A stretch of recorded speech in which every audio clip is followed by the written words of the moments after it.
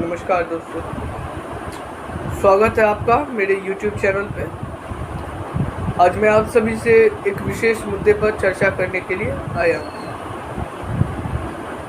मैं आप सभी को कुछ बताना चाहता हूँ। मैं अब इस वक्त आप सभी से एक ऐसे मुद्दे पर चर्चा करने वाला हूँ जिस पर कई सारे डिज़ाइनर, पत्रकार, बुद्धिजीवी और सो कॉल्ड सेक्युलर जो होते हैं वो इस पे बहुत दुखी हो जाते हैं, लेकिन मैं फिर भी इस बात को रखूँगा आप सभी के सामने। हम सभी जानते हैं कि 5 अगस्त को 2019 में अनुच्छेद 370 को जम्मू कश्मीर से हटा दिया गया था। ये वक्त बड़ा ही ऐतिहासिक था। आप सभी को पता होगा कि इस बात पे कई सारे जो हैं मतलब लोग वो इससे नाखुश थे।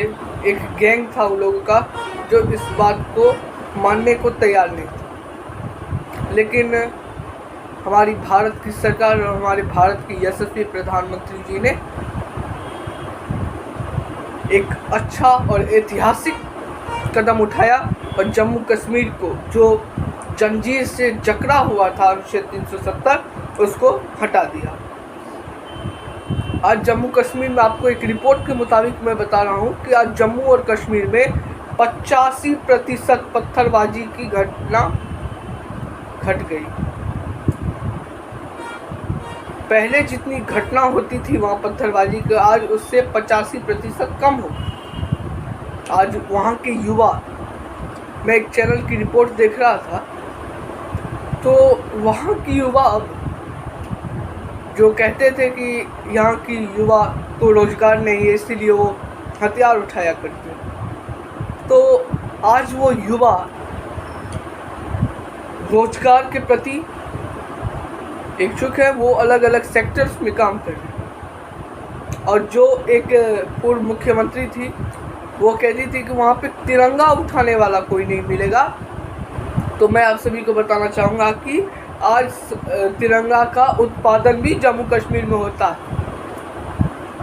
और आज जम्मू और कश्मीर में बेरोजगारी दर सुन के आप आश्चर्यचकित हो जाएंगे। मात्र 10.3 से 10.4% के आसपास है, जो कि राष्ट्रीय राजधानी दिल्ली और राजस्थान से बेहतर है। आज न्यू इंडस्ट्रियल स्कीम के तहत राज्य को 28,400 करोड़ रुपए का इनिशिएटिव दिया जा रहा है।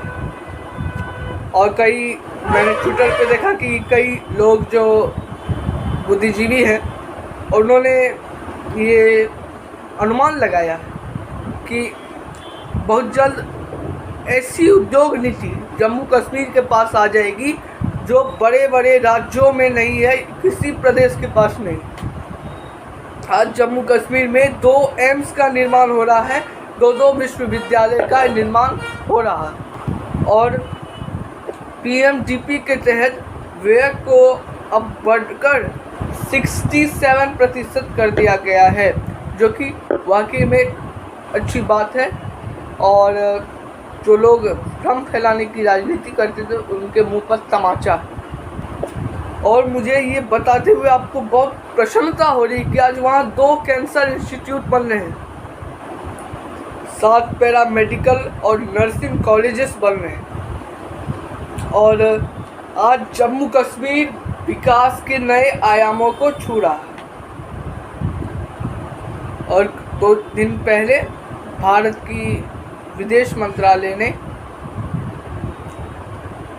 भारत के जो यूनाइटेड नेशन में है अस्थायी प्रतिनिधि TS तिरुमूर्ति जी ने स्पष्ट रूप से पाकिस्तान को संकेत दिया है कि POK पर जो वो अधिकृत करके बैठा है वो POK भी भारत का अभिन्न अंग है। आज हम कश्मीर के विकास पे बात कर रहे हैं, तो इस मौके पर हम अमित शाह जी जो कि भारत के गृह मंत्री हैं उनके द्वारा दिए गए बयानों को कभी नहीं भूल सकते, क्योंकि ये वो पल था जब संसद में बहस हो रही थी 370 को जब सरकार ने हटाया था। तब लोकसभा में उन्होंने कहा था कि जब मैं सदन में, उनको मैं कोट कर रहा हूँ, जब मैं सदन में जम्मू और कश्मीर बोलता हूँ तो उसमें पीओके और अक्साई चिन्ह भी आता है। ये स्पष्ट संदेश पाकिस्तान अथवा चीन को उसी दिन दी गई थी भारत की सरकार द्वारा। ये एक अच्छी पहल है भारत सरकार की। भारत सरकार को वहाँ पे और इन्वेस्ट करना चाहिए और विकास करना चाहिए। इसी बात से मैं अपनी वाणी को विराम देता हूँ। आपसे जल्द मुलाकात होगी। जो लोग चैनल को सब्सक्राइब नहीं किए वो सब्सक्राइब कर ले। बहुत बहुत धन्यवाद। नमस्कार।